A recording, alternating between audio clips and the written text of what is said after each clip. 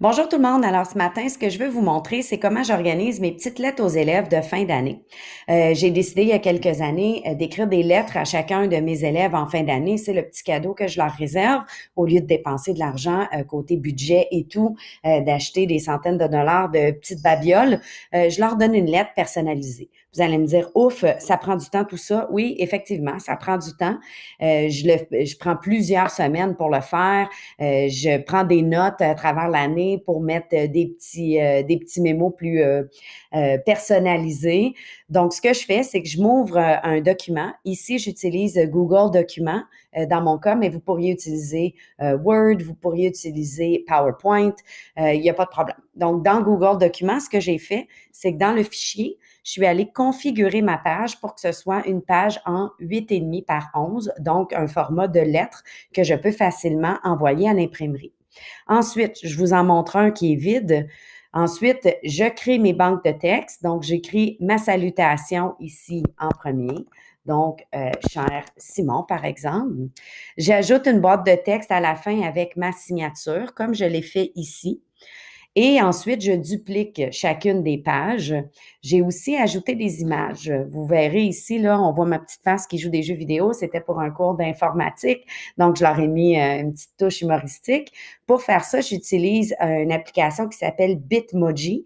J'ai créé mon petit avatar de moi et ça me crée ma petite face en bonhomme dans toutes sortes de situation très drôle et je peux l'utiliser comme décoration, comme petit sticker.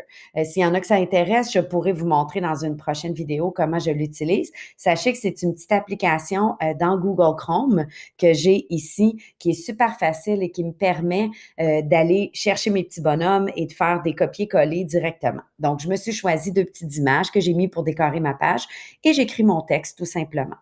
Quand j'ai terminé, je vais dans Fichier, je vais télécharger au format PDF et je l'envoie à l'imprimerie. Je demande que ce soit en couleur. Attention de demander seulement recto parce qu'on ne veut pas que les lettres soient recto verso.